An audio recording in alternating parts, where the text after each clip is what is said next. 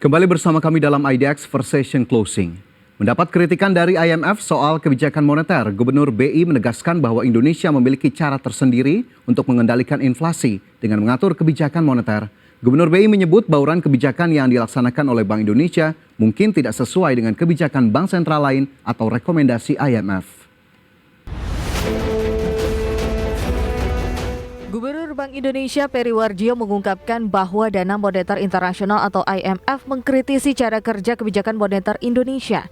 Terkait hal tersebut, Peri Warjio menegaskan bahwa Indonesia memiliki cara tersendiri untuk mengendalikan inflasi dan mengatur kebijakan moneter, tidak hanya menaikkan suku bunga, tetapi juga kebijakan nilai tukar rupiah dan kebijakan pasar uang. But we also have to support economic growth. We have to be able to withstand the global spillover. Why? Just open monetary policy. Not only using interest rate, but also exchange rate policy, capital placement. We don't care about what the IMF says. To be angry, you. What we do is, smarter, but we are more experienced. I will tell you. You may be thought smarter, but we are more experienced. But we also using monetary macro-prudential fiscal policy. Peri Warjio mengatakan dalam menghadapi ketidakpastian ekonomi global, Bank Indonesia tidak hanya berfokus pada instrumen kebijakan suku bunga, namun Bank Indonesia juga memaksimalkan kebijakan makroprudensial sehingga dalam upaya meminimalisasi dampak rembetan ketidakpastian global, momentum pertumbuhan ekonomi nasional tetap terjaga. Dirinya menyebutkan bauran kebijakan yang dilaksanakan oleh Bank Indonesia mungkin tidak sesuai dengan kebijakan yang diambil bank sentral lain dan mungkin juga tidak sesuai dengan rekomendasi IMF. Jakarta, Tim Liputan IDX Channel.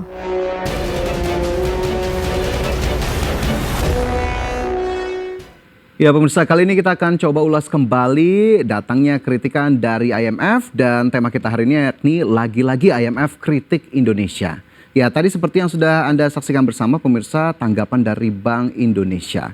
Di mana Gubernur Bank Indonesia Peri Warjio menyatakan BI memiliki bauran kebijakan tersendiri dalam menghadapi ketidakpastian ekonomi global. Bauran kebijakan ini dinilai lebih efektif ketimbang kebijakan bank sentral negara maju termasuk IMF. Ya, Peri Warjio mengatakan dalam menghadapi ketidakpastian ekonomi global, BI tidak hanya berfokus pada instrumen kebijakan suku bunga, namun BI juga memaksimalkan kebijakan makroprudensial sehingga dalam upaya meminimalisasi dampak rembetan ketidakpastian global, momentum pertumbuhan ekonomi nasional tetap bisa dijaga.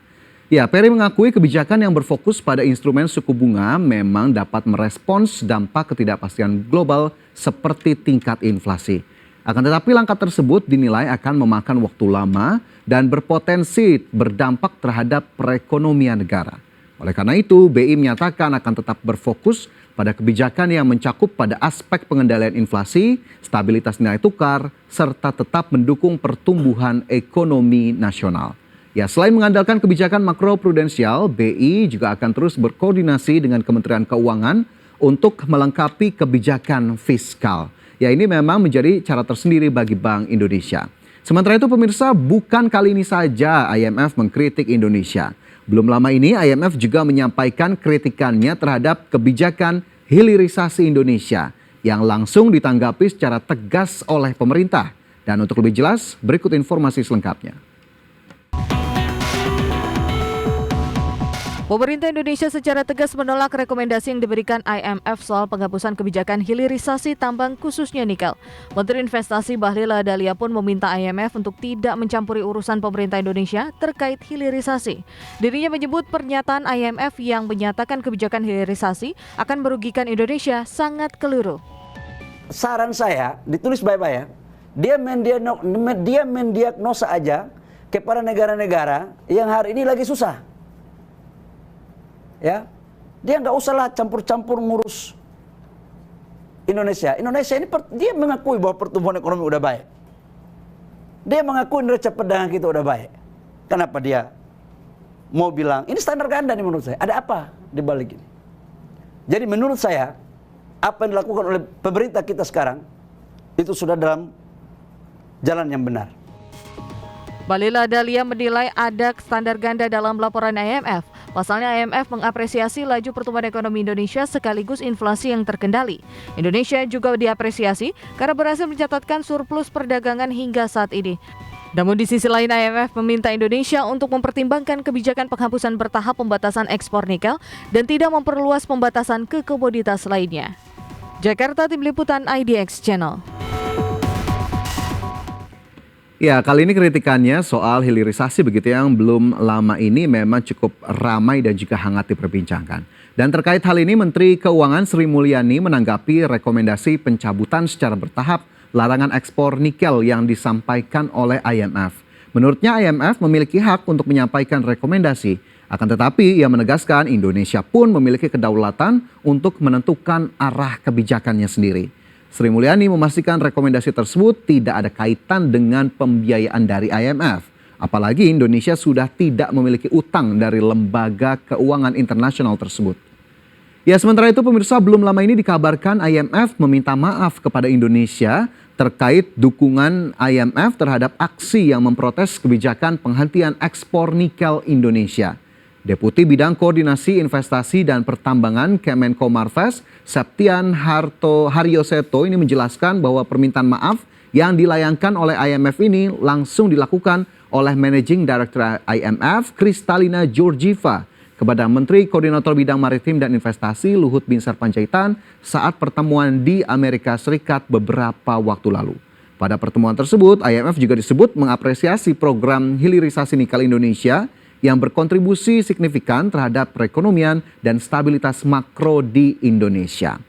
Ya, tadi kritikan demi kritikan disampaikan dan ternyata potensi kritikan dan tekanan IMF ini diyakini tak berhenti sampai di sini. Hal tersebut bahkan tergambar dari pernyataan Presiden Jokowi yang berpesan kepada calon pemimpin selanjutnya agar tidak takut pada tekanan dari lembaga internasional seperti IMF maupun WTO. Dan seperti apa pernyataannya? Berikut informasinya untuk Anda.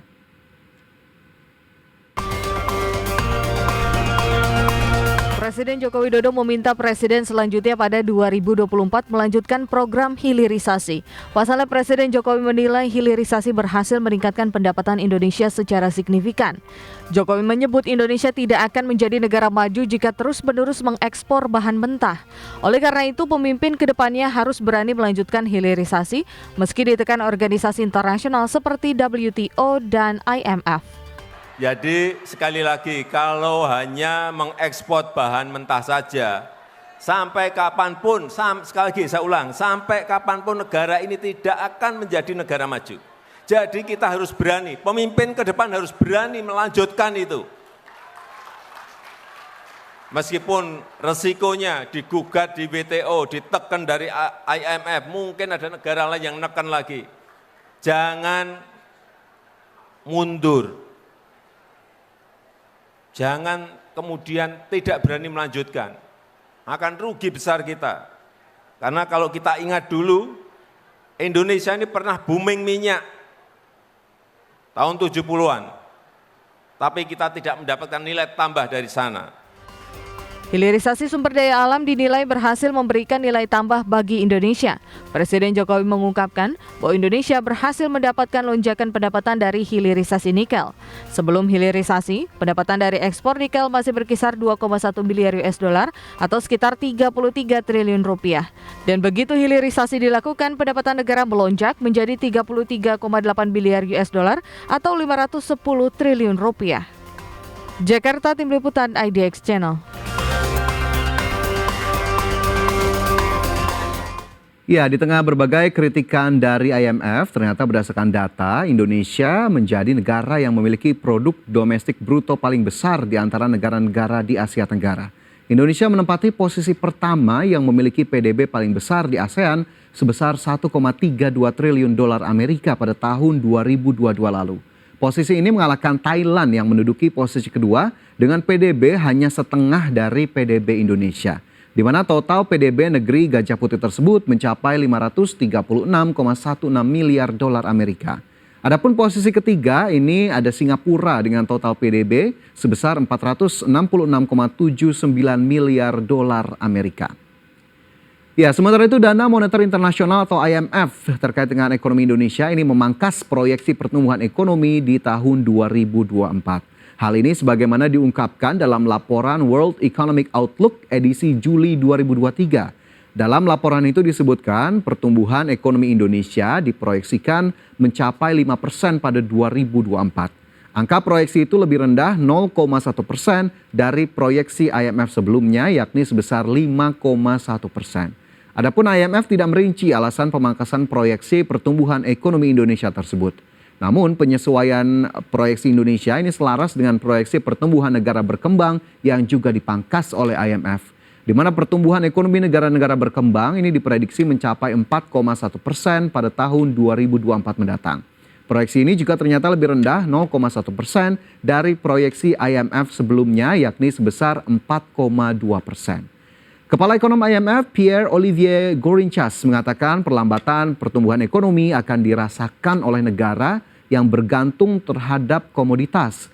Pasalnya harga komoditas saat ini mulai mengalami normalisasi setelah pada tahun 2022 lalu melonjak signifikan sehingga pendapatan dari ekspor terkoreksi. Ya pemirsa, kita lihat bagaimana kemudian perkembangan dari kebijakan yang akan diambil oleh pemerintah Indonesia saat ini dan juga pemerintah ke depan.